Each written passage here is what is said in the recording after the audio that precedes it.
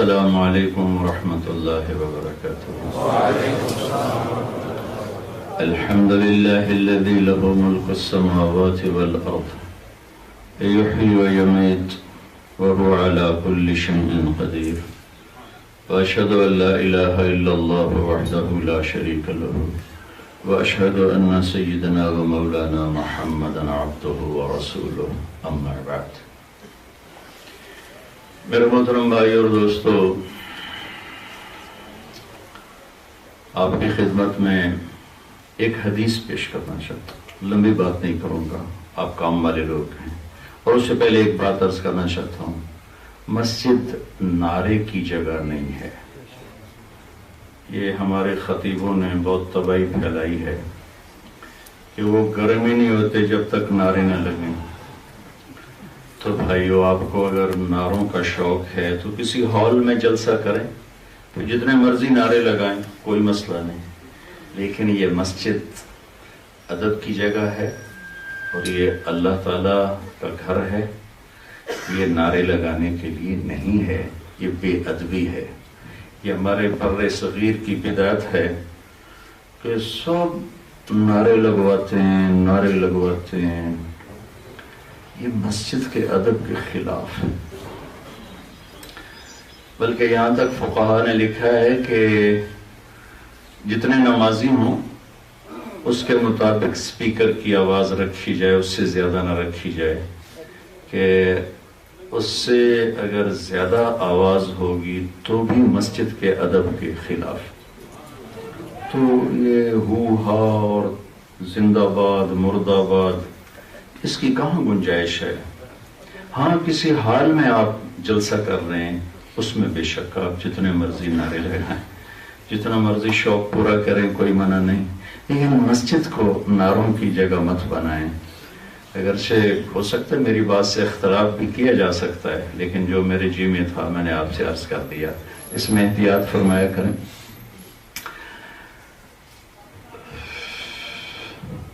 اللہ کے نبی صلی اللہ تعالی علیہ وسلم کی ساری زندگی خوبصورت ہے۔ لَقَدْ كَانَ لَكُمْ فِي رَسُولِ اللَّهِ أُسْوَةٌ حَسَنَةٌ۔ تمہارے لیے میرے نبی کی زندگی ایک خوبصورت نمونہ ہے، خوبصورت۔ اللہ کامل بھی فرما سکتے تھے کہ کامل نمونہ ہے، چونکہ آپ کمال پر ہی تشریف لائے، ہر چیز کو مکمل کیا۔ نبوت کمال پر پہنچی، شریعت کمال پر پہنچی، کتابیں کمال پر پہنچی، دین کمال پر پہنچا، ہر چیز کو آپ نے کمال تک پہنچا۔ خدا اپنی ذات میں بھی کامل، اکمل، اطہر، اجمل، احسن، انور۔ لیکن اللہ تعالیٰ نے ایک لفظ کامل سے ہٹ کر لفظ حسنہ استعمال کیا کہ میرے نبی کی زندگی تمہارے لیے بہت خوبصورت نمونہ ہے۔ کیا کیا اس کی حکمتیں ہیں؟ ہر لفظ قرآن میں جیسے آیا ہے ویسے ہی وہاں ہونا چاہیے، اس کے علاوہ کوئی اور آ ہی نہیں سکتا۔ ایک سادہ سی حکمت کہ خوبصورتی کی طرف انسان کا دل کھنچتا ہے۔ خوبصورت منظر ہو، عمارت ہو، کپڑا ہو، گاڑی ہو، شکل ہو، صورت ہو، بول ہو، شعر ہو، تقریر ہو، تحریر ہو، تصنیف ہو، خوبصورتی کی طرف دل اپنے آپ جاتا ہے۔ اور خوبصورتی کے لیے دلیل نہیں چاہیے، بلکہ اپنے آپ کو اپنا وجود تسلیم کرواتے۔ آپ کے یہاں تو چاند بہت کم آپ کو دیکھنے میں کو ملتا ہوگا۔ چودھویں کا چاند ایک ایسا حسن ہے جس کے لیے کسی دلیل کی ضرورت نہیں۔ جو کہے یار یہ خوبصورت ہے کہ نہیں ہے، تو اس کو تھوڑا سرما لگاؤ گے، اپنی آنکھیں کا علاج کرا، نظر بھی ٹیسٹ کرا کہ چاند کے لیے دلیل مانگتا ہے، ٹھیک ہے۔ تو میرے نبی کی اس خوبصورت زندگی میں سے صرف ایک حدیث آپ کو سناتا، اور اس کے بارے میں آپ نے ایک عجیب لفظ استعمال فرمایا کہ ذَلِكَ مِن سُنَّتِ، یہ میری عظیم الشان سنت. میں یہ تو نہیں کہتا ہوں کہ اور کسی جگہ یہ لفظ نہیں آیا، میں اتنا ضرور کہتا ہوں کہ میری یادداشت کے مطابق میری یہ لفظ اور مجھے کہیں یاد نہیں، لیکن میں نے کون سا سب کچھ پڑھا ہوا ہے، جتنا میری نظر سے گزرا ہے اور میرے ذہن میں محفوظ ہے، یہ لفظ صرف یہی آیا ہے کہ بیٹا یہ میری عظیم الشان سنت ہے. میرے نبی کی ہر سنت ہی بہت بڑی ہے، لیکن خود آپ کی زبان مبارک سے نکلا کہ یہ میری عظیم الشان سنت. یہ داڑھی بھی سنت ہے، یہ پگڑی بھی سنت ہے، یہ سفید لباس بھی سنت ہے، سیدھے ہاتھ سے کھانا بھی سنت ہے، نکاح بھی سنت ہے. لیکن عظیم الشان سنت، میری عظیم الشان سنت، یہ میری یادداشت میں کسی ایک جگہ پر ہے کہ میرے بیٹے انس، یہ میری ایک عظیم الشان سنت ہے. ومن احب سنتی، جو میری اس سنت سے پیار کرے گا فقد احبنی، وہ ہے مجھ سے پیار کرنے والا. محبت کا دعوت اللہ کے فضل سے ہر مسلمان کے دل میں اللہ اس کے رسول کی محبت ہے، چاہے تھوڑی ہے، زیادہ ہے، بہت زیادہ ہے، کوئی دل اس سے انشاءاللہ خالی نہیں ہے. لیکن جس کو آپ نے معیار قرار دیا کہ جو میری اس سنت سے محبت کرے گا وہ ہے مجھ سے محبت کرنے والا. ومن احب سنتی کان معی فی الجنہ، جو میری اس سنت سے پیار کرے گا وہ جنت میں میرا ساتھی ہو جائے گا. تو اب آپ اس کا فائدہ دیکھیں کہ کیا کچھ ملنے والا ہے، کہ صرف جنت نہیں مل رہی، جنت میں اللہ کے نبی کا ساتھ مل رہا، جو جنت سے بھی قیمتی چیز، جنت سے بھی اعلیٰ چیز کیا ہے وہ؟ یا بنیا، آپ نے حضرت انس سے فرمایا یا بنیا ان استطعت ان تصبح وتمسی وَلَيْسَ فِي قَلْبِكَ غِشٌّ لِأَحَدٍ فَافْعَلْ. ثُمَّ قَالَ وَذَلِكَ مِنْ سُنَّتِي وَمَنْ أَحَبَّ سُنَّتِي فَقَدْ أَحَبَّنِي وَمَنْ أَحَبَّنِي كَانَ مَعِيَ فِي الْجَنَّةِ. میرے بیٹے انس، ایک کام کرنا ہے اور یہ کام زندگی بھر کرنا ہے. تصبح وتمسی، یہ کام زندگی بھر کا ہے، 5 وقت کی نماز کی طرح نہیں، سال کے 30 روزوں کی طرح نہیں، زندگی میں ایک دفعہ حج کی طرح نہیں، اشراق اوابین کے نوافل کی طرح نہیں، قرآن کی تلاوت اور تسبیح کی طرح نہیں. یہ کام زندگی بھر کا ہے، ہر لمحے کا ہے، ہر وقت کا ہے، دن ہو، رات ہو، صبح ہو، شام ہو، خزاں ہو، بہار ہو، گرمی ہو، سردی ہو، جوانی ہو، بڑھاپا ہو. زندگی کے ہر دور میں، ہر لمحے میں، ہر پل میں میرے بیٹے ایک کام کرتے رہنا، اس دل میں کسی کی نفرت نہ پالنا. یہ میری عظیم الشان سنت ہے. آپ اس میں غور فرمائیں. لِأَحَدٍ، کسی مسلمان سے نفرت نہ کرنا یہ نہیں فرمایا. لِأَحَدٍ، 7 ارب دنیا میں انسان ہیں، 7 ارب. میرے نبی فرما رہے ہیں دنیا میں کسی انسان سے بغض نہ رکھنا، کھوٹ نہ رکھنا، نفرت نہ کرنا. اور ہمارے ہندوستان پاکستان میں نفرت کو ایسے پالتے ہیں جیسے ماں بچے کو پالتی، اور ہمارے یہاں انتقام اور بدلہ اور بغض یہ ایسے پلتا ہے جیسے مالی پودے کو پالتا ہے. اور میرے نبی اعلان فرما رہے ہیں کہ مجھ سے محبت کرنے والا وہ ہے جس کے یہاں کسی سے نفرت نہ ہو، کسی سے، ہندو، سکھ، عیسائی، دہریہ، مشرک، مومن، کافر، مسلمان، جواری، شرابی، شراب بیچتا ہے، جوئے کا اڈا چلا، جو بھی کرتا ہے وہ اس کا اور اللہ کا معاملہ ہے. حساب اللہ نے لینا ہے، طارق جمیل نے نہیں لینا. لہذا تو کیا کر میرے بیٹے انس، تو سب سے دل کو صاف رکھ، صاف رکھ، صاف رکھ،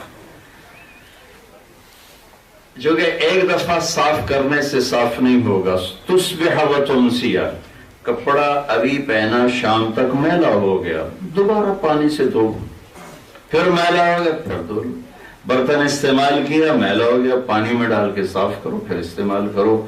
یہ دل تصبح و تمسی میں اشارہ ہے کہ دل پر بھی ایسے ہی غبار آتے رہیں گے، کبھی نفرت، کبھی بغض، کبھی حسد، کبھی حقارت، کبھی کمی، کبھی کچھ، تو کیا کرتے رہنا ہے؟ صاف کرنا ہے، صاف کرنا ہے، صاف کرنا ہے۔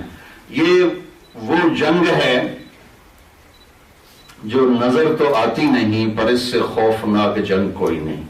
نہ تلوار ہے، نہ کلاشنکوف ہے، نہ بم ہے، نہ چاقو ہے، نہ خنجر ہے، نہ پسٹل ہے، نہ گرمی کا روزہ ہے، نہ 20 گھنٹے کا آپ کا لمبا روزہ ہے، نہ وہ حج کے لیے مکے تک جانا ہے۔ یہ بیٹھے بیٹھی جنگ ہے، اور میں نے زندگی میں ایسی خوفناک جنگ کوئی نہیں دیکھی کہ انسان ساری دنیا سے لڑتا ہے، اپنے آپ سے نہیں لڑ سکتا، اپنے ہاتھوں شکست کھا جاتا۔ ساری دنیا کو شکست دینے والے شاہزوروں کی تاریخ پڑھو، اپنے ہاتھوں کیسے شکست کھا، چھوٹی چھوٹی خواہشات پر کیسے ٹوٹ جاتے تھے، گر جاتے تھے، انسان بکھر جاتا ہے۔ بھائیو، آپ بہت بڑا مجمع ماشاءاللہ اہل ایمان کا آئے ہوئے ہو،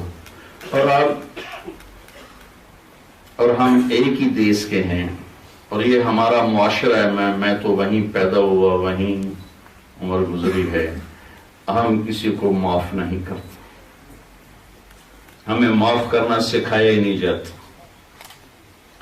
ہم انتقام کو پالتے ہیں، ہم نفرتوں کو پانی لگاتے ہیں، ہم بغض کو پروان چڑھاتے ہیں، اور اس کا کوئی فائدہ نہیں، نہ دنیا میں نہ آخرت میں۔ آپ کا دین بھی برباد، آپ کی دنیا بھی برباد۔ اس کو دھونا سیکھ لیں، آپ کی دنیا بھی آباد، آپ کا دین بھی آباد۔ میں ایک نئی ریسرچ پڑھ رہا تھا، جو لوگ پازیٹو سوچتے ہیں ان کو جم جانے کی ضرورت نہیں، ان کی ساری باڈی کو پازیٹو میسج جاتا ہے تو وہ فریش رہتے۔ جو نیگیٹو سوچتے ہیں ان کو جم جانے کا فائدہ کوئی نہیں، جڑے مرضی چار ہیں بنڈل ڈنڈل، انہیں اہم ہی رہنا ہے، کیونکہ اندر ہی نفرت پالی ہوئی ہے، اندر بغض پالا ہوا ہے، اس سے نہیں بولنا، اس سے نہیں بولنا، اس سے بائیکاٹ ہے، اس سے بائیکاٹ ہے، سلام دعا بند ہے، بس جی اسی طرح چھوڑ دیتا، ہوایں چھڑ دیتی ہیں۔ یہ مرنے والوں کے یہ راستے نہیں ہیں، نہ مرنے والوں کا یہ طریقہ زندگی ہے۔ مر کے مٹی ہو جانے والے کی کیا جھگڑے، کیا لڑائیاں، کیا نفرتیں، کیا حسد، کیا بغض، چند دنوں کے بعد دیکھنا اس کی قبر میں چند مٹھی خاک پڑی ہوگی اور کچھ نہ ہوگا۔ یہاں کے ہر عزت، شہرت، دولت، یہاں کے ہر لڑائی جھگڑے، انتقام، یہاں کی ہر بلندی پستی، یہاں کی ہر چیز کا آخری انجام چند مٹھی خاک ہے۔ جاؤ بادشاہوں کی قبریں اکھاڑ کے دیکھو، مٹی کا ایک تھوڑا سا ڈھیر پڑا ہوگا، اور وہ بتا رہا ہوگا کہ یہ آخری انجام ہے۔ اس دل کو صاف کرنا سیکھو۔ اسی کی تائید میں ایک حدیث اور سنا تھا۔ آپ مسجد میں تشریف فرما تھے تو آپ نے اشارہ کیا، اس دروازے سے ایک جنتی آنے والا ہے۔ تھوڑی دیر بعد ایک انصاری صحابی، وضو کا پانی داڑھی میں تازہ تازہ نظر آ رہا ہے، ہاتھ میں جوتا پکڑا ہوا، انٹر ہوئے۔ دوسرے دن وہی وقت آپ نے کہا اس دروازے سے ایک جنتی آ رہا ہے، وہی صحابی اسی کیفیت میں، پانی داڑھی میں وضو کا اور ہاتھ میں جوتا۔ تیسرے دن آپ نے فرمایا اس دروازے سے ایک جنتی آ رہا ہے، وہی آدمی۔ 3 دن ایک آدمی آیا۔ اس مجمع میں ایک صحابی ہیں، ان کا نام ہے عبداللہ بن عمر رضی اللہ تعالیٰ عنہ۔ یہ میری جتنا کو میں نے صحابہ کو پڑھا ہے، سب سے زیادہ عبادت والے نوجوان تھے۔ سارا سال روزہ اور ساری رات نفل، اور 24 گھنٹے میں ایک ختم قرآن۔ ہمارا تو آج کا نوجوان چوتھے دن پاگل ہو جیسے، لیکن وہ طاقت اتنی تھی، ساری رات جاگتے تھے، نفل پڑھتے تھے، سارا سال روزے رکھتے تھے، اور 24 گھنٹے میں ایک ختم قرآن۔ ان کو یہ خیال آیا یہ مجھ سے زیادہ عبادت کرتا ہے، جو جنت کی بشارت اس کو ملی ہے تو اس کا مطلب ہے کہ مجھ سے بھی زیادہ عبادت کرتا ہوگا، لیکن کیوں کرتا ہے؟ جو 25 گھنٹے 26 گھنٹے 24 گھنٹے تو سارے میں مصروف کر چڑھ دیں تھے، یہ کیڑا کام کیتی جاندہ ہے؟ کہا میں دیکھوں گا، لَأَرَيَنَّ مَا يَصْنَعُ، میں دیکھوں گا یہ کیا کرتے ہیں۔ ایک آدمی رات کو جد سوتا نہیں، دن میں کھاتا نہیں، اور 24 گھنٹے میں ایک ختم قرآن کرتا ہے، تو بولتا کب ہوگا لوگوں سے؟ تو لہٰذا ان کو یہ خیال آنا لازمی تھا کہ کیا کرتے ہیں یہ بزرگ۔ تو ان کے گھر پہنچ گئے، السلام علیکم، چاچا جان آپ کے پاس کچھ دن گزار سکتا ہوں؟ کہا ہاں ہاں بھتیجے بسم اللہ آؤ۔ رات کو عشاء پڑھتے ہی چادر اوپر لی اور تھوڑا سا سوراخ کر کے یوں لیٹ گئے اور دیکھنا شروع کیا کہ اب یہ کیا کریں گے۔ وہ ذرا سیانی عمر کے تھے، 50 پلس تھے، 60 کے قریب تھے۔ وہ تشریف لائے، سرانے پہ سر رکھا، سونے کی دعا پڑھی، اللہم بسمک اموت و احیا، اور جو سوئے اب یہ دیکھ رہے ہیں کہ انہوں نے اٹھے، انہیں نہ سجدے سر رکھنا ہے تو چاونا ہی نہیں، تو رونا ہے تو چپ کرنا ہی نہیں۔ وہ جو سوئے فجر کی اذان پہ اٹھے جا کے، یہ تو بالکل ہی آؤٹ ہو گئے، ایک ہی بڑی یہ سوتیاں جنت کی تھلب گئی۔ اس زمانے میں تو منافق تہجد نہیں چھوڑتے تھے، منافق تو یہ تو جنت کی بشارت لے رہا ہے کہ ساری رات سوتیاں ٹپا چھڑی انہوں بڑی کی، اور اللہ کے نبی تو غلط فرما نہیں سکتے، تو عرش کی تحریر پڑھ کے بولتے۔ انہوں نے کہا چلو ایک رات اور دیکھوں، اگلی رات آ گئی، پھر چادر جلدی سے اوپر لی اور یوں سوراخ تھوڑا سا کر کے اور ایک آنکھ سے دیکھنا شروع کیا کہ آج رات ضرور ایسی گزاریں گے، کوئی ایسی عبادت کریں گے جو میں نہیں کرتا۔ ممکن ہے ساری رات سجدے میں گزار دو، ممکن ہے ساری رات رکوع میں گزار دو۔ وہ تشریف لائے، اللہم بسمک اموت و احیا، ہو گئے۔ جو فجر دی اذان تے اٹھے وہ تو پھر اور پریشان ہو گئے، ابھی ایک ہی بڑھ یہ ساری رات ستا رہ جاندہ ہے تو جنت کتھوں کم آ گیا، پریشانی اور بڑھ گئی۔ کہا اچھا ایک رات اور دیکھوں گا، شاید آخری رات کوئی ایسا کام کرے جو میں نہیں کر رہا۔ تیسری رات بھی وہی چکر اور آگے بھی وہی چکر ہونا، سر نہ کہتے ہو گئے، ساری رات سوتے گزارتے، فجر کی اذان پہ اٹھے تو پھر وہ نہیں رہ سکے۔ اب اللہ کے نبی کی بات بھی حق اور سچ ہے، اس کو تو چیلنج کیا نہیں جا سکتا، لیکن پلے نہیں گال پہ رہی بھی چکر کی یہ جنت لبی کتھوں۔ کہنے کہ چاچا بات یہ ہے کہ میں 3 دن مسلسل اللہ کے نبی کی زبان مبارک سے سنتا رہا، ایک جنتی آ رہا ہے، ایک جنتی آ رہا ہے، ایک جنتی آ رہا ہے، تینوں دن تم ہی آئے۔ تو میں یہ دیکھنے آیا تھا کہ آپ کیا کرتے ہیں۔ چاچا تو ساری رات ہی سوتا رہ جانا، تیرے پاس کیا ہے جو اللہ کے نبی کہہ رہے ہیں جنتی جنتی جنت؟ کہنا کہ پترا یہ جڑے تو دیکھے میرے پہلے اور کچھ ہے کوئی۔ اب وہ چہرے پر پریشانی ہے کہ چاچے کیا کوئی عمل نظر نہیں آیا، اور اللہ کے نبی کی خبر کو چیلنج کیا نہیں جا سکتا، حق اور سچ۔ لہٰذا پریشانی کے عالم میں اچھا ٹھیک ہے جی السلام علیکم، جب دروازے تک پہنچے نا کہنے لگے پترا آجا ہوں تینوں اصل گل دساں، آجا آؤ میں تمہیں اندر کی بات بتاتا ہوں۔ ہاں جی فرمائیں۔ تو یہاں ہاتھ رکھا کہ یہ جو دل ہے اس میں کسی کی نفرت کوئی نہیں، اس میں کسی کی نفرت کوئی نہیں، یہ جو میرا دل ہے نا کسی کی نفرت نہیں۔ اور اللہ تعالیٰ جب کسی کو کوئی عزت دیتا ہے، رزق دیتا ہے، مجھے کبھی حسد نہیں ہوا، مجھے خوشی ہوتی۔ تو ان کا باڈی رسپانس کیا تھا؟ ان کا ہاں ہاں جی ٹھیک ہے سمجھ، ایسے نہیں۔ تو انہوں نے کہا نا بھتیجے اس دل میں کسی کے بارے میں کوئی نفرت نہیں، اور میرا اللہ جس کو جو دیتا ہے عزت رزق دولت شہرت، مجھے کبھی اس سے حسد نہیں ہوا۔ وہ کہنے لگے ہاں ہوا، ایک دم کرنٹ لگا، ہاں ہوا، یہ ہے یہ اسی سے آپ کو جنت کی بشارت ملی ہے۔ تاجد کا توڑ کو میں ڈھیر پڑھنا، اسی سے آپ کو جنت کی بشارت ملی ہے کہ آپ نے دل کا برتن صاف کر لیا ہے۔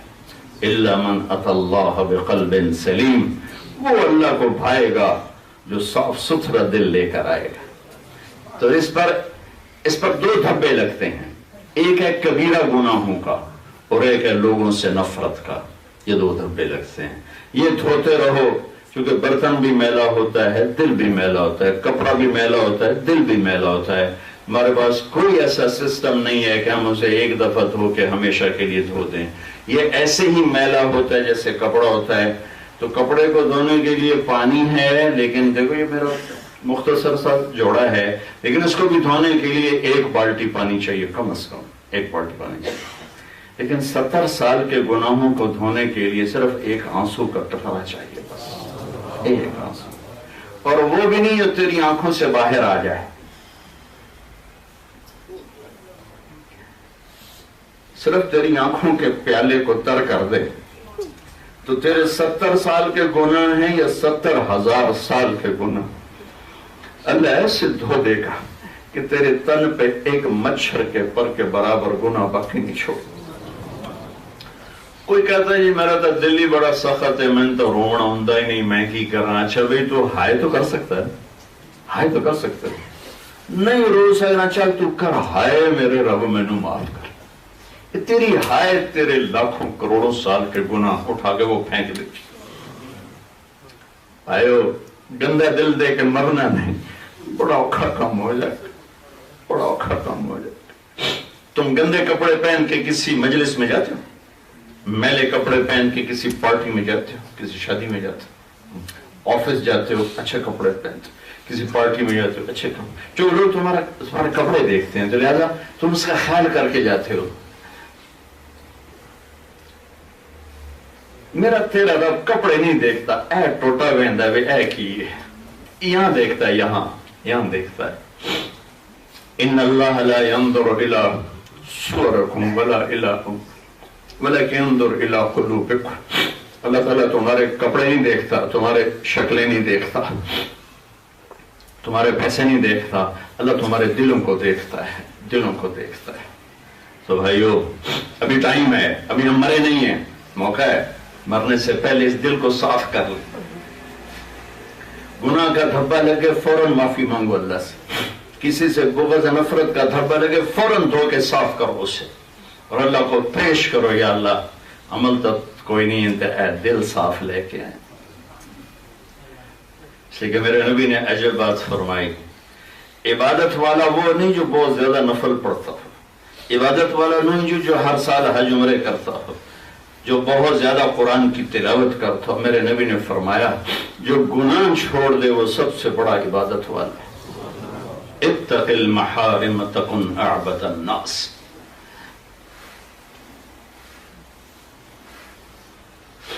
اور پھر گناہ ہو جانا کوئی بڑا مسئلہ نہیں ہے، کیونکہ جس سے معاملہ ہے نا وہ بڑا مہربان ہے۔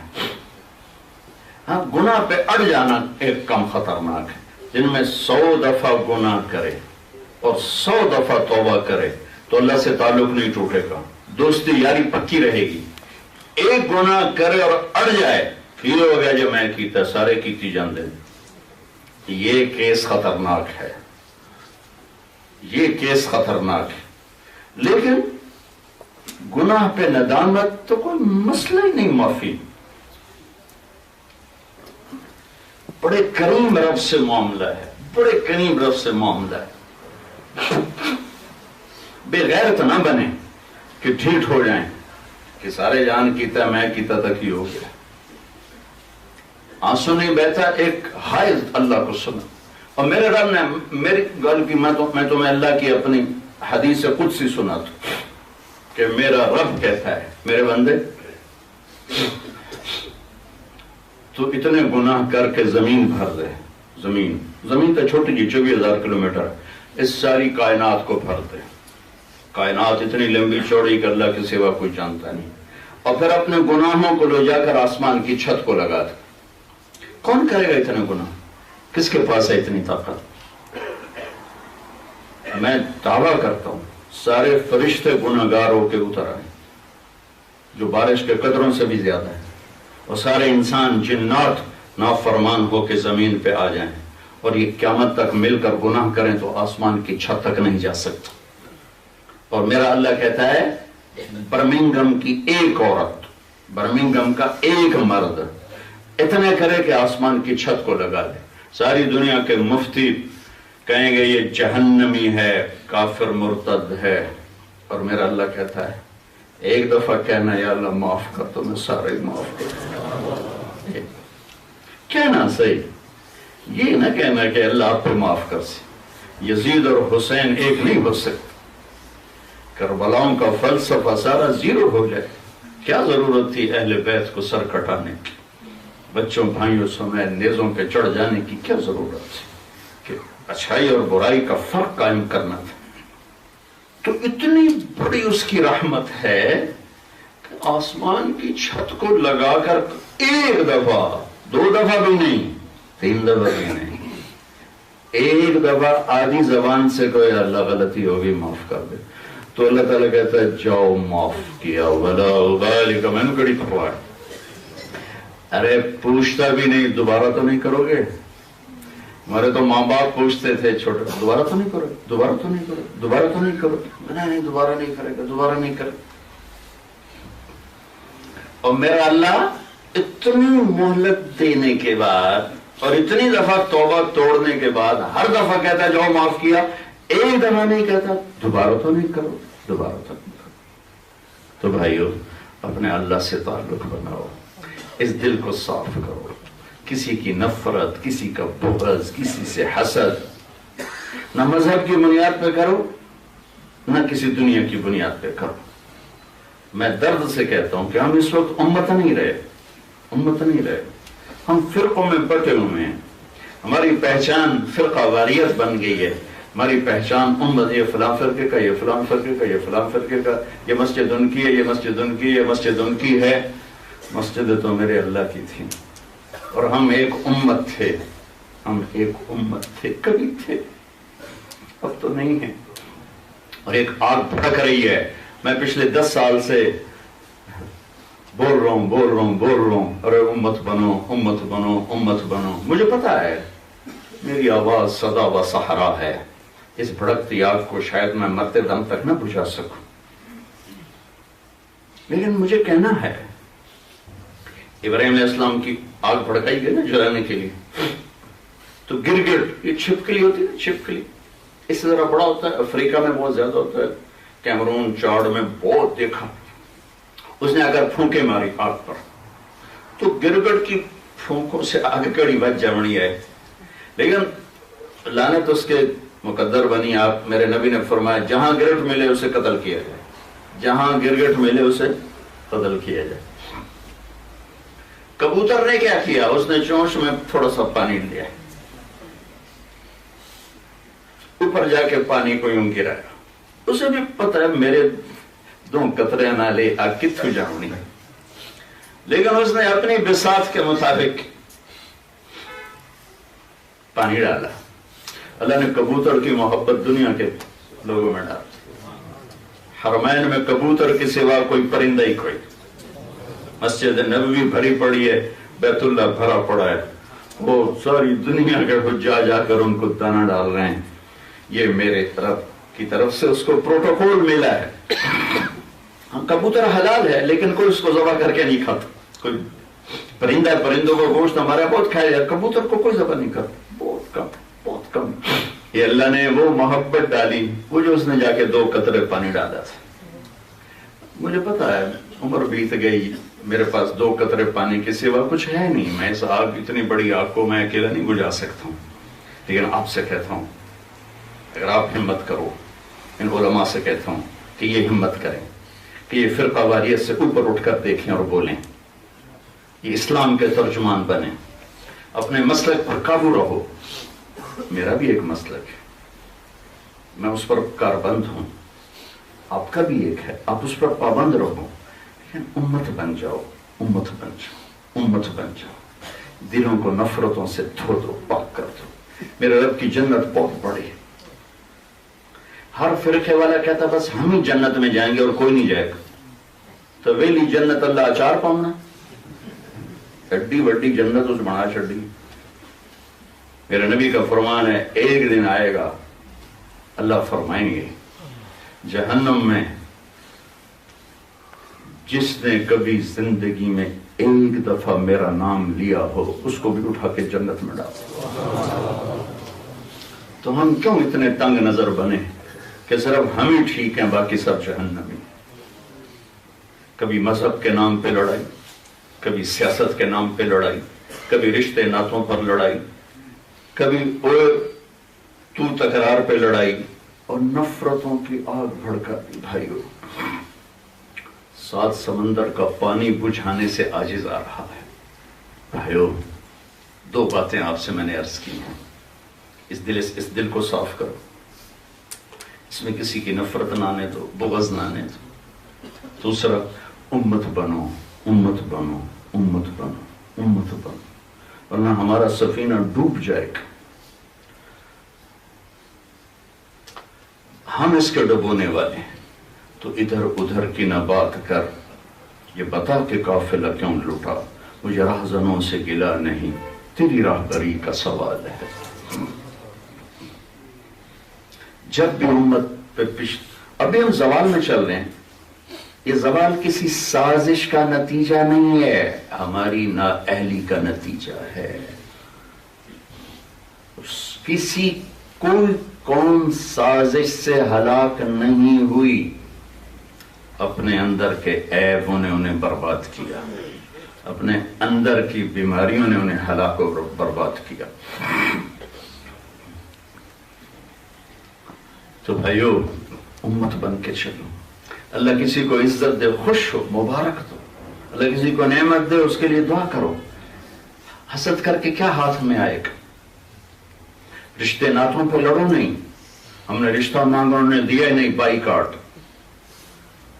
کی بیٹی ہے، کوئی بکری تو نہیں تیرے ہاتھ سے نہ پا چھڑے، اس کی بیٹی ہے، اور اب اس نے نہیں دیا تو اس میں لڑنے کی کیا بات؟ لیکن سگے بھائی آپس میں ٹوٹ گئے، بہن بھائی آپس میں نفرتوں کا شکار ہو گئے، ہم بہت گندی باتوں پہ نفرتوں، جو مزاج نفرت والا بن گیا نا، مزاج ہے۔ دل کھلے رکھو، سینے کو شادہ رکھو، معاف کرنے کی عادت ڈالو، درگزر کرنے کی عادت ڈالو۔ فتح مکہ پر میرے نبی پاک صلی اللہ علیہ وسلم کی خدمت میں حبار بن اسود ہے، حضرت زینب کو زخمی کرنے والے، 8 برس اس زخم میں دکھ درد سہ کے وفات پائی آپ کی سب سے بڑی بیٹی حضرت زینب نے۔ کتنا بڑا جرم ہے شخص کا، اس نے آگے ہاتھ جوڑا، ہم نے کہا جاؤ معاف کیا، کلمہ پڑھا ہے جو معاف کیا۔ جی ہم نے رشتہ مانگا، رشتہ ہی نہیں دیا، بائی کاٹ۔ اب اپنا جرم، آپ نے جو فرد جرم لگائی، اور اپنے نبی کا ذرا تقابل کرو، سامنے بیٹی کا قاتل کہتا ہے جی معاف کرو، ہم جو معاف کیا، جی انہوں نے ہمیں شادی پہ نہیں بولا، بس ہم نے آج کے بعد بالکل بائی کاٹ کر دیا، انہیں ہمیں شادی پہ نہیں بلایا، انہیں ولیمے میں مل رہا ہے، ہم سے رائے نہیں لی۔ یہ ہماری لڑائی خاندان کی سطح پر ہماری لڑائیاں یہ، اس نے یہ کہہ دیا، اس نے یہ کیوں کہہ دیا۔ عثمان بن ابی طلحہ سے آپ نے فرمایا، مکے کا دور تھا، بیت اللہ تو کھول دے، اندر جا کے 2 نفل پڑھتا ہوں، جو جاؤ تیرے لیے کھولوں گا۔ تو آپ نے مسکرا کے فرمایا وہ کیا دن ہوگا جب یہ چابی میرے ہاتھ میں ہوگی؟ وہ کہنے لگا وہ دن کبھی نہیں آئے گا، وہ دن کبھی نہیں آئے گا۔ اب کتنی سخت بات ہو رہی، کتنی بڑی تکلیف دہ بات ہو رہی۔ مکہ فتح ہو گیا، آپ انٹر ہوئے، آپ نے حضرت علی سے فرمایا جاؤ عثمان کو پکڑ کے لاؤ، چابی بھی لاؤ۔ عثمان چھپے ہوئے تھے، حضرت علی ان کو پکڑ کے لائے، چابی بھی لائے۔ چابی آ کر اللہ کے نبی کو پیش کی۔ حضرت عباس پاس کھڑے ہوئے، آپ کے چاچا، بنو ہاشم، آپ کے خاندان کے ذمہ حاجیوں کو کھانا کھلانا، پانی پلانا، دو کام تھے، یہ بڑا عزت کی بات تھی۔ تو حضرت عباس کہنے لگے یا رسول اللہ چابی بھی ہمیں دے دے، چابی بھی ہمیں دے دے، تاکہ ہمارے خاندان میں سب کچھ آ جائے حج کا، بیت اللہ، چابی بھی ہمارے پاس، کھلانا بھی ہمارے پاس، پلانا بھی ہمارے پاس۔ چاچا کہہ رہے ہیں اور بہت بڑی بات کہہ رہے ہیں، اور سامنے وہ جس نے کہا تھا جاؤ جاؤ تیرے جیسے کے لیے دروازہ کھولوں گا، وہ یوں کھڑے ہیں، تو آپ نے کہا عثمان، وہ سر ہی نہیں اٹھا رہے، عثمان، میں نے شرمندہ ہو کے اوپر دیکھا کہ یہ کیا ہے؟ چابی بیت اللہ، یہ کیا ہے؟ یہ وہ چابی ہے جو تو نے کہا تھا آج میرے ہاتھ میں ہے نا، یہ لے میں تیرے ہاتھ میں دیتا ہوں، یہ قیامت تک تیری اولاد میں رہے گی، کوئی نہیں لے سکتا۔ اور آج بھی چابی حضرت عثمان کی نسل میں چل رہی۔ میرے نبی نے تو یہ کیا ہے۔ تم چھوٹی چھوٹی باتوں پہ نفرت، یہ کہاں سے اسلام لائے ہو؟ یہ کون سا اسلام ہے؟ یہ کون سا دین ہے؟ یہ کون سی شریعت ہے؟ کس طاقتور جگر کے ساتھ میرے نبی نے اپنے دشمن کو معاف کیا، ہم سگے بھائیوں کو معاف کرنے کے لیے تیار، وہ کہہ دیا اس کو اس پر معاف کرنے کے لیے تیار۔ تو بھائیو، امت بنو، امت بنو، امت بنو۔ ان چھوٹی چھوٹی چیزوں کی وجہ سے نفرتوں کی آگ نہ بھڑکاؤ، ورنہ یہ خود آپ کے گھروں کو جلا دے گی، آپ کے وجود کو زیرو کر دے گی۔ میرے اللہ کے محکم قانون ہے اس کائنات، اس لیے آپ سب بھائیوں سے گزارش ہے، دل کو صاف کرو۔ کسی سے لڑے ہوئے اٹھتے ہی جا کے مل لینا، اٹھتے ہی جا کے مل لینا۔ جو پہل کرے گا وہ اللہ کا محبوب اور مقرب بن جائے گا، وہ پھر تمہیں معاف نہ کرے تو تم بری الذمہ ہو، لیکن اس کو نفرتوں سے صاف کرو، اور امت بن کے رہنے کی نیت کرو، امت بن کے رہنے کی نیت کرو، امت بن کے رہنے کی نیت کرو۔ یہ مسجدیں میرے اللہ کی ہیں، یہ فرقوں کی نہیں ہیں، یہ اللہ کی ہیں۔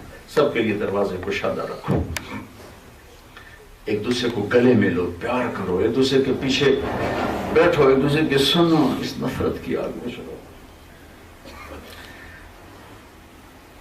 ہارون رشید نے ایک دفعہ اپنی بیوی سے کہا، غصے میں آ کے کہہ دیا، آج رات تو میرے ملک میں رہی تو تمہیں 3 طلاق۔ ایک دم اس کو ہوش ہے، کوئی مارا گیا، ہوں کی کرو؟ تو اس نے سارے علماء اکٹھے کر لی کہ بھئی اب کیا ہوگا؟ تو انہوں نے کہا اس کو ملک سے باہر نکالو تو تبھی طلاق نہیں پڑے گی، اگر رات آ گئی تو طلاق تو پڑ جائے گی۔ وہ سر پکڑ کے بیٹھ گیا کہ میں کتوں باہر کر ڈاؤں، کوئی ہوائی جہاز تو ہے نہیں کہ اٹھا کے لندن بھیج دو، گھوڑا ہے سب سے تیز رفتار، اور حکومت ہے اس کی میرے ضلع ملتان تک، کاشغر تک، اتنی لمبی حکومت۔ تو اس نے کہا ابو حنیفہ کے شاگردوں میں کوئی ہے؟ کہا ابو یوسف ہے، کہ ان کا نام یعقوب تھا، ابو یوسف۔ کون سے بلاؤ؟ امام ابو یوسف آ گیا۔ اس وقت تو کچھ بھی نہیں تھے، بہت غریب تھے، اور چند دن پہلے ان کے ایک یہودی طاقت اور مالدار نے گلی تنگ کر دی، دیوار آگے کر دی، ناجائز تجاوزات۔ تو امام ابو یوسف نے کہا یار غریبوں کی گلی تو تنگ نہ کر، تو اس نے آگے تکبر سے کہا جب تو پالکی میں بیٹھ کے آئے گا تو کھول دوں گا گلی۔ تو فقیر دے پتر نو روٹی نہیں لگتی، پالکی کی تو لڑ۔ تو اس نے کہا ابو یوسف کوئی راستہ ہے طلاق سے بچنے کا؟ تو انہوں نے بغیر سوچے فرمایا رات مسجد میں گزارے طلاق نہیں ہوگی۔ تو سارے علماء نے ایسے ان کو حیران ہو کے دیکھا بھی کیسے نہیں ہوگی، تو انہوں نے فوراً قرآن کی آیت پڑھی وَأَنَّ الْمَسَاجِدَ لِلَّهِ، مسجدیں اللہ کی ہیں، ہارون کی بادشاہی میں نہیں ہیں، اللہ کی، طلاق نہیں ہوگی۔ مسجدیں اللہ کی ہیں، یہ دیوبندیوں کی ہے، یہ بریلویوں کی ہے، یہ اہل حدیث کی ہے، یہ شیعوں کی ہے، یہ کیا فتنہ فساد۔ وَأَنَّ الْمَسَاجِدَ لِلَّهِ، مسجدیں اللہ کی ہیں۔ وہ اس کے جان میں جان آئی، اس نے فوراً 1,00,000 درہم نقد انعام کا حکم دیا، اور ساتھ ہی اسی وقت پوری اسلامی اسٹیٹ کا چیف جسٹس کا اعلان کیا۔ اور جب جانے لگے تو کہنے کا پھیر جائیں، پالکی منگوائی اور بٹھا کر 4 غلاموں سے کہا ان کو کندھوں پہ بٹھا کے ان کے گھر چھوڑ کر آؤ۔ جب وہ گلی کے کنارے پر پہنچے تو کہنے میں ایتھے ہی لا چھوڑو، ایتھے رکھو پالکی، ایتھے رکھو، کوئی یہودی کو بلاؤ۔ یہودی آ گیا، کہنے میں دیکھ لیں میں پالکی میں آ گیا ہوں، اب ہماری گلی کا راستہ کھلا کرو، گلی میں کر دیں۔ تو بھائیو یہ مسجدیں اللہ کی ہیں، انہیں اللہ کی رکھو، ان پر کوئی لیبل نہ لگاؤ، اپنے دلوں پر بھی کوئی لیبل نہ لگاؤ، اپنے اوپر مسلم بنو، مومن بنو، امت بنو، اپنے عقائد پر پکے رہو، لیکن دوسروں کے عقائد کے چکر میں ان کو کفر تک نہ پہنچاؤ۔ تھوڑی دنیا کافر پڑی ہے مسلمان بنانے کی، کتنی ہماری نسل ڈرگز کا شکار ہو گئی، ان پر محنت کریں۔ پچھلے سال اگست میں آئی تھی ہماری جماعت تھی، اب تو میں ویسے آیا تھا فیملی ٹور پر، تو وہ پریسٹن میں ہم جیل میں گئے تو انہوں نے بتایا کہ آپ کے بچے گوروں کے بچوں سے زیادہ ہیں جیل میں، مسلمانوں کے بچے، ریشو وائز کہ جتنی پاپولیشن مسلم ہے اس کے لحاظ سے ان کے بچے جیلوں میں زیادہ ہیں۔ کیوں ہماری نسل ڈرگ بیچنے پہ آ گئی، کیوں جرائم پر آ گئی؟ آپ کا علماء کا کام ہے کہ اپنی نسل کو سنبھالیں، کرنے کے تھوڑے کم، اور بھی دکھ ہیں زمانے میں محبت کے سوا، راحتیں اور بھی ہیں وصل کی راحت کے سوا۔ تو نیت کرتے ہو سارے بھائی، یہ تبلیغ کا کام، اس کو سیکھنے کی محنت ہے۔ بڑے زمانے بعد ایک سٹیج ملا ہے جس میں امت کی دعوت ہو رہی، امت کی دعوت۔ میں نے رائمنڈ میں پڑھا، رائمنڈ میں گورنمنٹ کالج سے نکلا 3 دن کے لیے، اللہ نے 4 مہینے لگوا دیے، پھر مدرسے کا شوق ہوا تو وہیں رائمنڈ مرکز میں 7 سال میں واللہ میرے استادوں میں سے کسی استاد نے کسی مسلمان فرقے کے بارے میں ایک لفظ نہیں کہا۔ وہ چیز ہمارے خمیر میں اتار دی انہوں نے ہمیں امت پنا سکھایا، ہمیں فرقہ واریت نہیں سکھایا۔ میں مجبور ہوں یہ کہنے پر 7 برس میں ایک لفظ کسی کے رد میں نہیں بولا۔ ہمیں کیا بننا ہے یہ بتاتے رہے، وہ کیا کر رہا ہے یہ نہیں بتایا۔ تو سب سے محبت کرو، سب سے محبت سے تو دل جیتے جا سکتے ہیں، نفرتوں سے آپ کیا کرو گے؟ تو میں نیت کرتا ہوں جب اللہ آپ کو موقع دے تبلیغ میں وقت ضرور لگانا، سننا پڑتا ہے، پانی دینے